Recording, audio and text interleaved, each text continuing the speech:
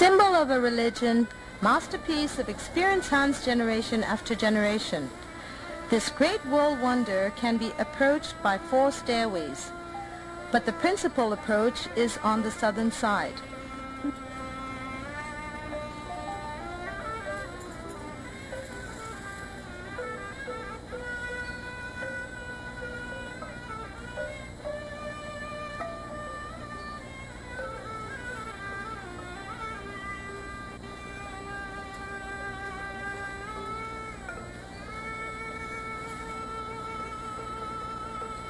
The Southern Stairway. 2 colossal images of legendary half-lion, half-griffin leogryphs sitting proudly at the gate overlooking the southern side. These 30-foot high lions were donated by a broker of Yangon in 1887. The 2 images of sitting ogres behind the lions were the donation of King Tayawadi when he visited the then city of Dagon, now Yangon.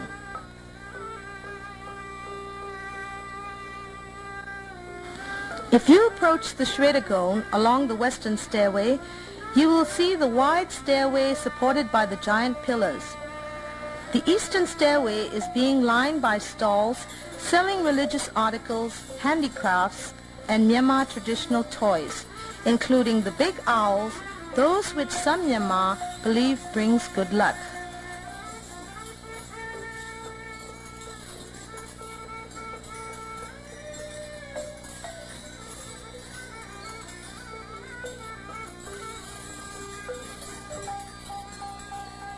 When you reach the top of the southern stairway and look upward, you will see the panel of wood carving depicting the 8 major glorious victories in the life of Lord Buddha, decorated with finely carved floral designs of teak wood.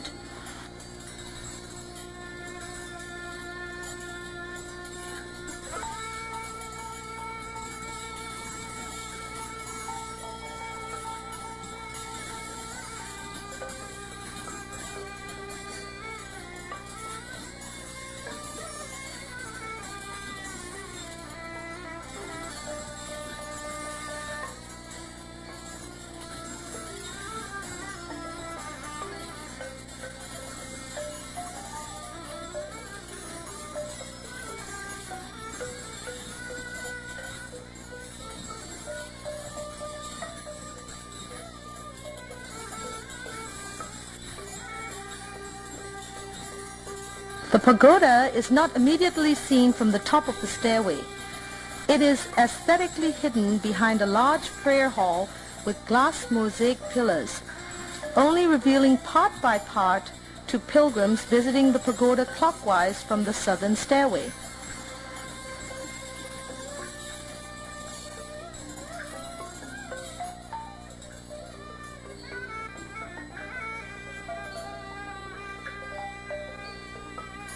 Shwe Dagon is built on the summit of the hill that has been leveled to the form of a platform about 900 feet from north to south and 700 feet from east to west.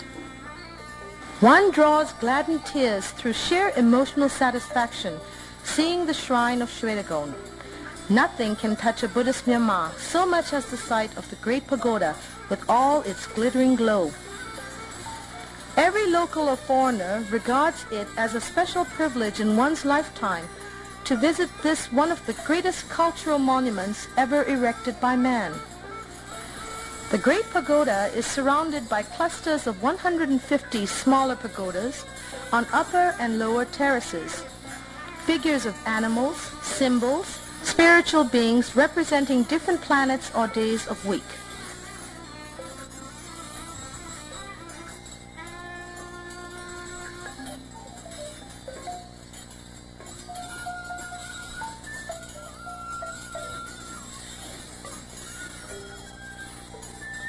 There also stands a figure of an extraterrestrial.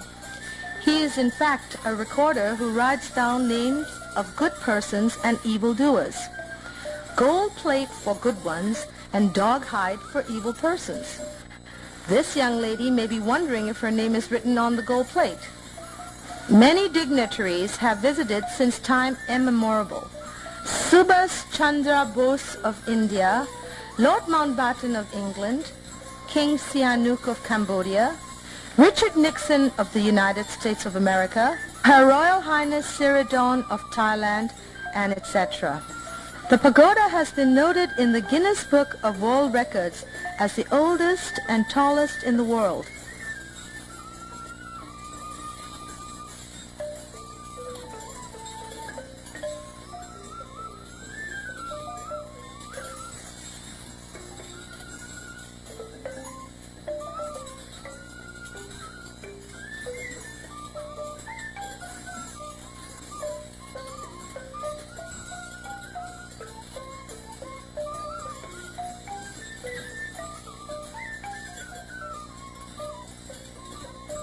If we walk a little further clockwise from the southern side, there is a significantly eye-catching dark brown colored prayers pavilion donated by ethnic Rakhine brokers. Works of pre-Buddha stories are beautifully woven in intertwining floral designs of intricate wood carvings.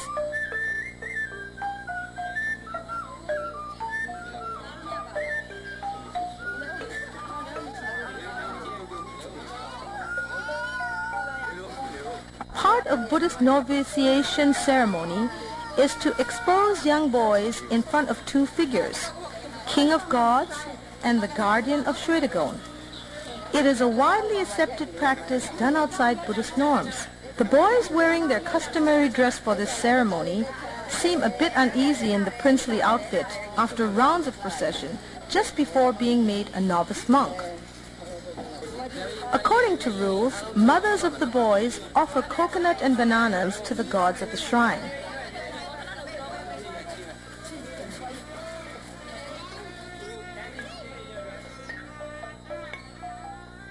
Some 500 meters towards the southeast corner of the western stairway, hidden away behind wild bushes and creepers, there are former barracks once used by British colonial forces during the process of annexation. But trust me, Myanmar rarely come here, because everyone who comes to this vicinity only have in mind for worshipping the great shrine, not to see an old arsenal of an invader.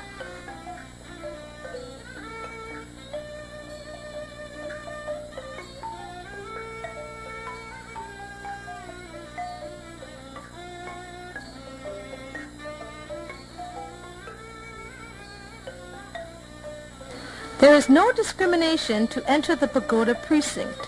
For an observer, an admirer, a historian, a tourist, a worshipper, it's a free open-door place for everyone. There are clusters of small satellite shrines around Shwe Dagon on the upper terrace donated by different people of different times during a long period of time. Some are legendary, some mythical, some historical, but some seem very personal.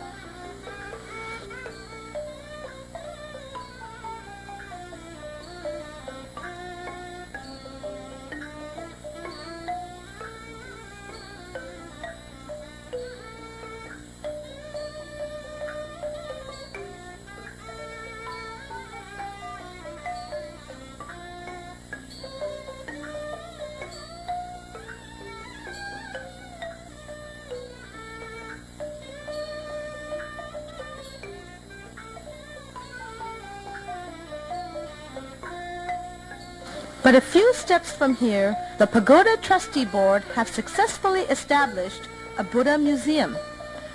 Life stories of Lord Buddha are painted by various artists in traditional fashion. The story of the great Shwe Dagon dates back as early as 2,500 years ago. Two merchant brothers from Myanmar traveled to the western middle place, which is supposed to be India today, met Lord Buddha, and were given 8 pieces of hair relics to be enshrined in Myanmar. The king of Oklapa erected the pagoda and enshrined them inside.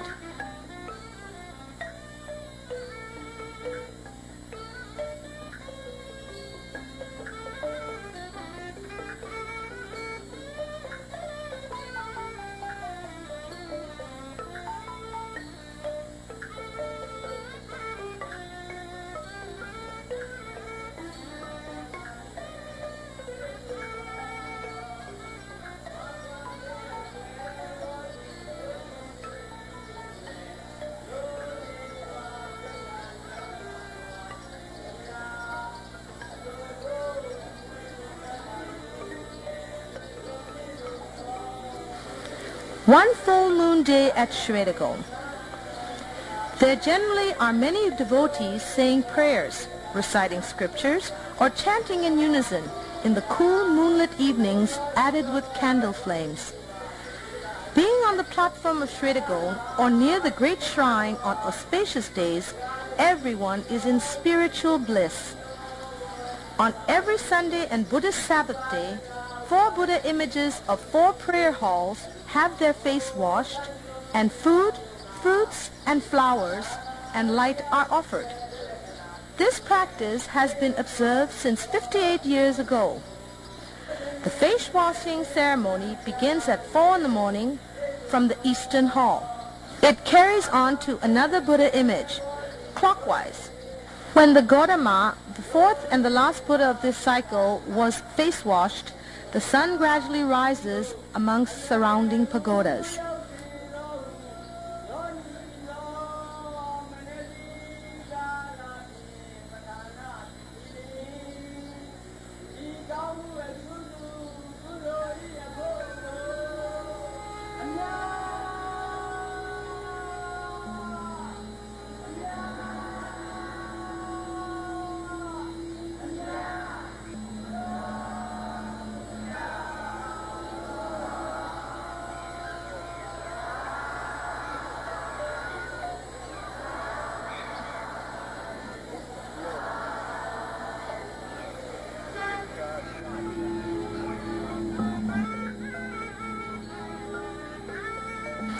The Western Stairway.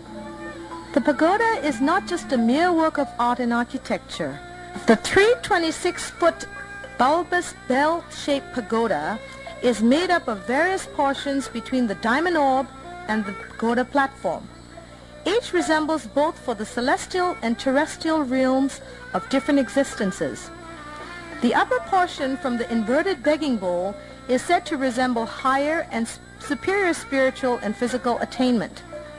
Diamond orb, nirvana or supreme attainment of non-existence. The planetary post for Wednesday born and the animal sign is a tuskless elephant. The Wednesday born are pouring water on the post and on the elephant figure down below the Buddha image to bring peace and coolness to mind and body.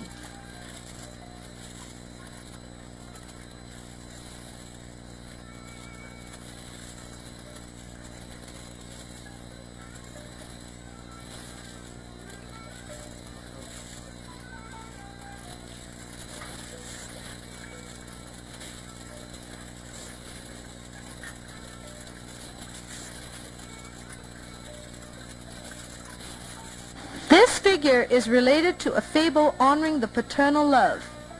The figure is of a lion with double body and human face. This bell is widely known by the name of its donor, King Sinku. The 24-ton brass bell was cast in 1778, when it was brought away by British as war trophy after conquering Lower Myanmar. The bell sank when the carrier boat capsized and stayed underwater only to be salvaged and be back at its own place in 1923.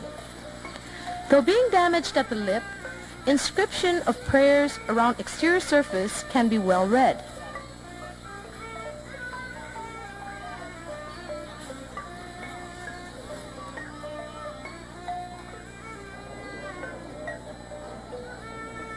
Shinsopu Pagoda, named after the donor Queen Shinsopu, who made renovation and gilded Shwe Dagon in the 15th century.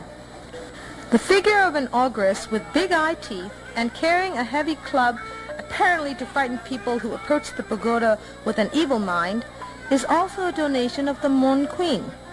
This is to serve as a guardian to her good deeds. Dhammazzedi inscriptions note down all detailed facts about the history and the legend of the pagoda, and renovations made by kings in Pali, Mon, and Myanmar languages. Dr. Forchhammer, an archaeologist, unearthed the slabs, partially buried in 1880.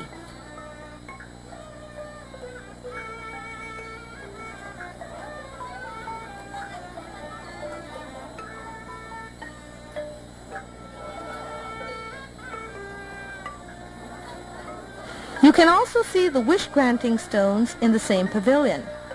The suppliant lifts stone after bowing and saying, "May I lift the stone if my wish is granted?"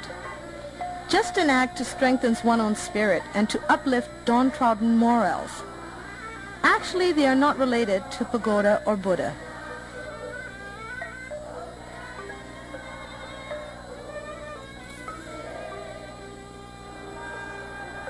Friday Duties Association has its own pavilion donated by its members. The members carry out their religious activities and other necessary works on every Friday on the platform. The Friday Duties Association members today are reciting Buddhist literature before making general cleaning of Shwe Dagon platform with grass brooms. To keep maintained a lovely tradition of unity and nature, majority rejected modern way of noisy vacuum cleaners on the pagoda platform.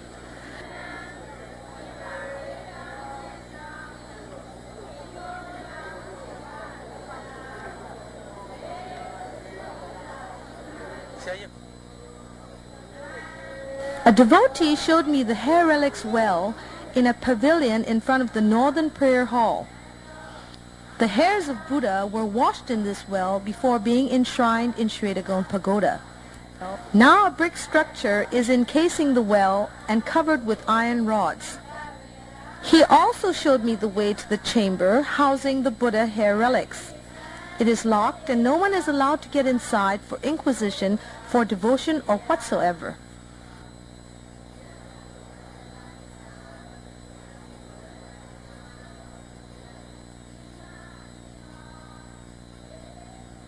This pavilion is dedicated to a monk of Pagan era.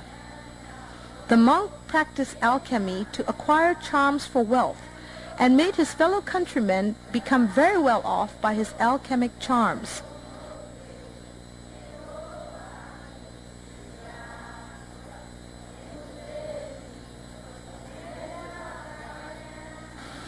This shrine is also widely acclaimed as one of the wish-fulfilling shrines for certain believers. But generally, there are always serious meditators in groups by the gold-covered image. Naundoji Pagoda, or Elder Pagoda, marks the place where Buddha's hair relics were placed before they were enshrined in Shwe Dagon. It was the model of Shwe Dagon before building the Great Pagoda. Some find a better place on the upper terrace for recluse to do meditation when Shwe Dagon is crowded.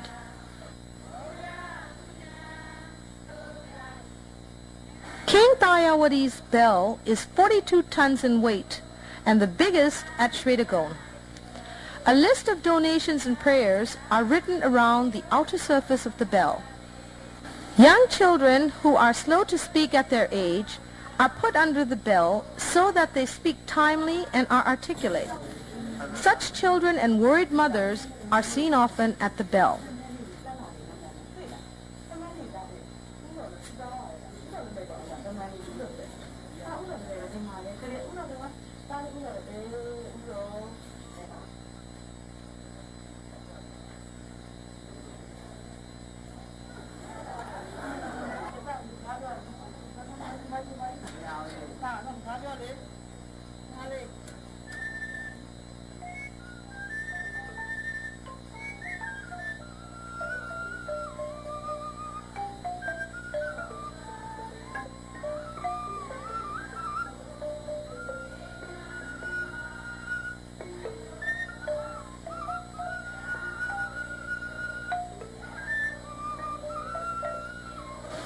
Shwe Dagon is always a place where people of different spiritual elevation gather around. Some seem much inclined to be animist, some inferior believers of Buddhism, some are traditional, some ordinary, but some are very serious devotees with a higher level of attainment. Thus the Great Pagoda is a place for elevation of spiritual attainment, a place for bodily coolness from worldly cravings in hot summer, in cold season, and also in rainy days. A worshipper, and even a little girl worshipper, cannot be hampered by crashing raindrops.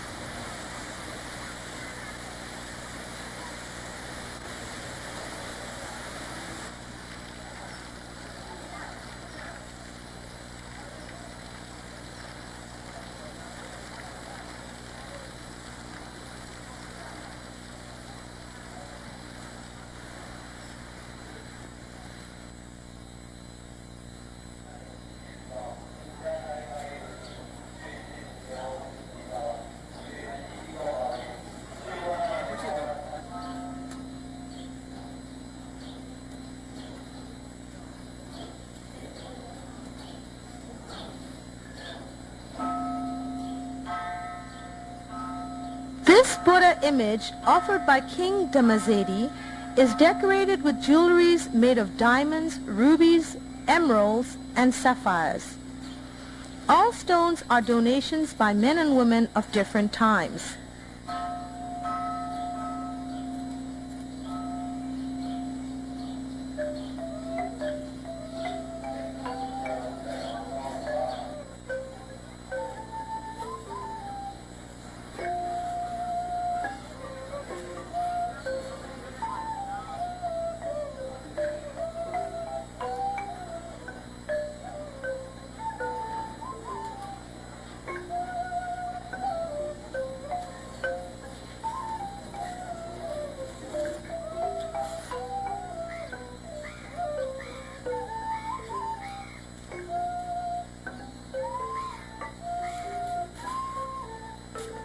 Shanti, or Shan umbrella, is supposed to be slightly Thai style.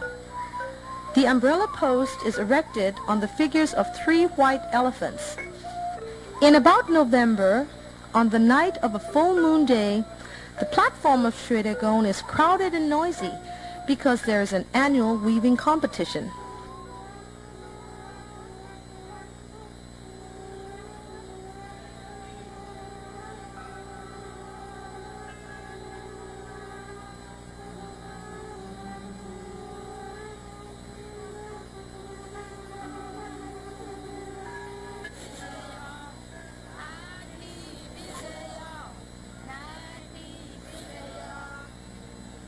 Young ladies compete with one another to finish a yellow robe overnight to offer it to Buddha images early in the morning.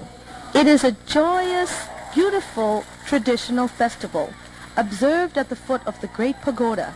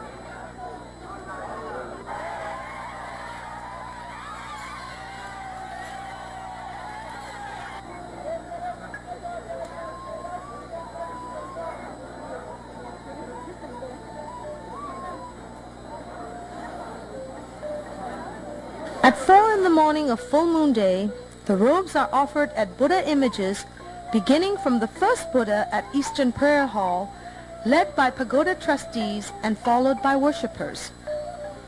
Then they move clockwise and offered to another Buddha image. After the 4th Buddha image is offered with the robe, male worshippers go up a terrace.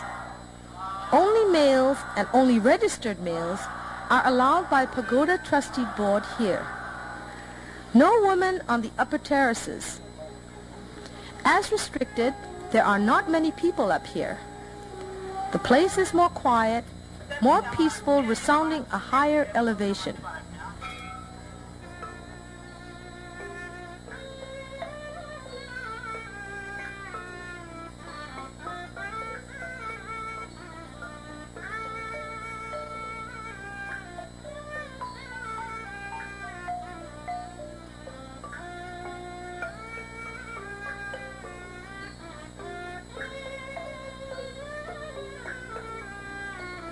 It is an astonishing experience to walk by vertical waves of a golden sea on upper terrace. There is one Buddha image with an imaginary third eye on the upper terrace. The image is fully covered with gold.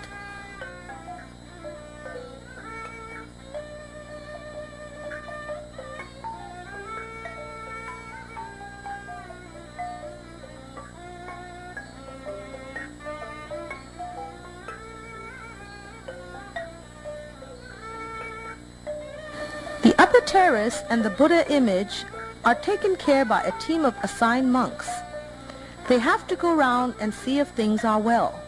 They collect and keep if any valuable gold pieces or jewelry fall down due to bad weather, erosion, or birds.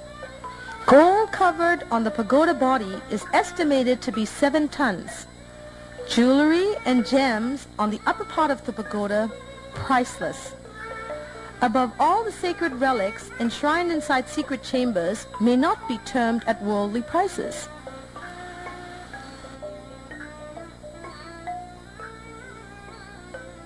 The diamond orb stands at the top of Shwe Dagon. It is studded with 4,351 diamonds, weighing over 2,000 carats, and 93 pieces of other gems. The very top of the orb is tipped with a single 76-carat diamond. The 199-pound vein is 4 feet 2 inches long and 2 feet 5.5 inches in width. It is not easy to evaluate the value of gems and jewelry donated by the ancient kings and people of different eras. 1.25 ton tea or umbrella has 7 tiers. Many small bells of gold, silver, and brass are attached to it, making sweet tinkling sounds in the bell. Some weight of umbrella is put on the banana bud by screws. Under the bud are the lotus petal and the inverted begging bowls. The renovations of Shwe Dagon to become the present size and appearance was done by successive kings and collections from individual donors through its long history.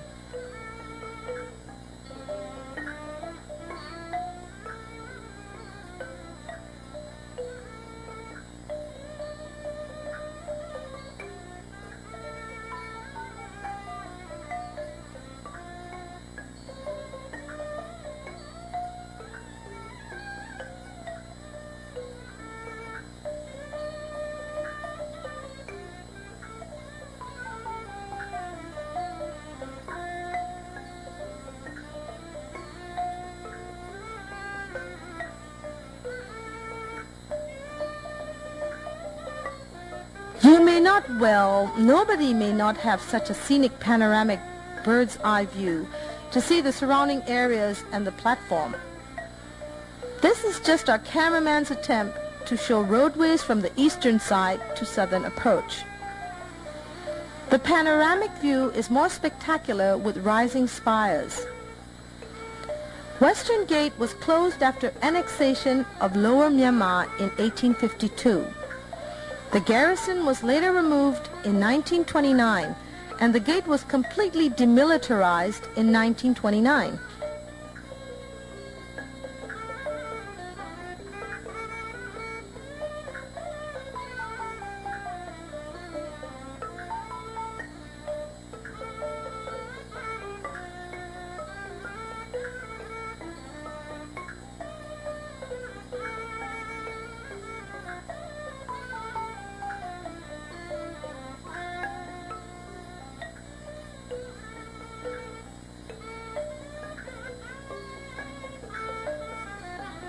General renovations to the body of the pagoda and regilding is done every 4 years. Then a bamboo scaffolding is made around the pagoda body to shelter the gilding process from wind. Formerly, the whole body was encased with the scaffolding, but since about the time the large thick gold plates were used for permanent covering for upper part of the body, only lower part is still being gilded with thin, flimsy gold leaves. The scaffolding is made by traditional method of using bamboos, reed mats, and coconut fiber robes. It takes about 100 days to complete the reshining process. Gold dust is scrubbed or brushed and collected by traditional means.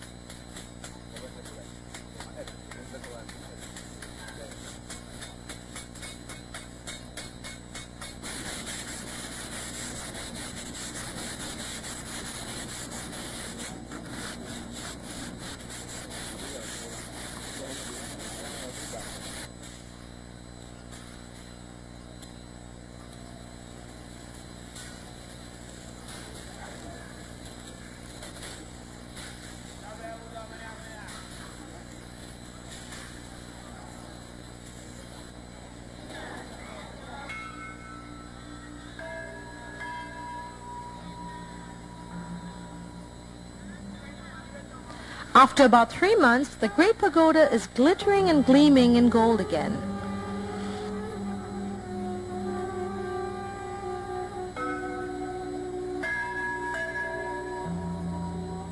This image of God holding a baby boy is most approached by childless couples or couples who need baby boys, a belief not directly connected to religious faith. There always is a couple or two seeking help from the baby-giving God.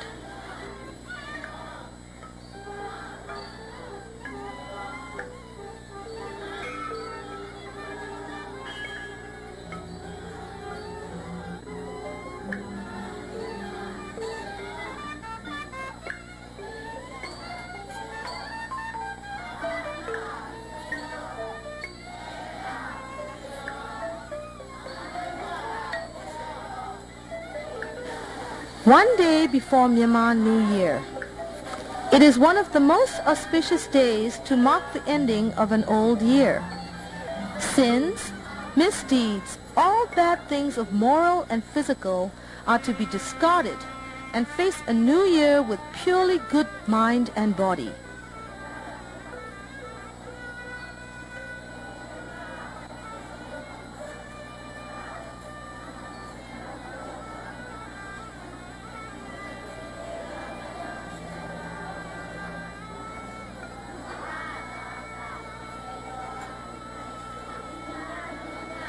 Releasing caged sparrows and fish to their habitat of freedom, doing meditation individually or collectively, offering flowers and candlelight to the great shrine at this auspicious time of the year-end, and chanting scriptures and praying for well-being of the country and the world. Myanmar is going to have a brighter tomorrow by the blessing of the great golden shrine.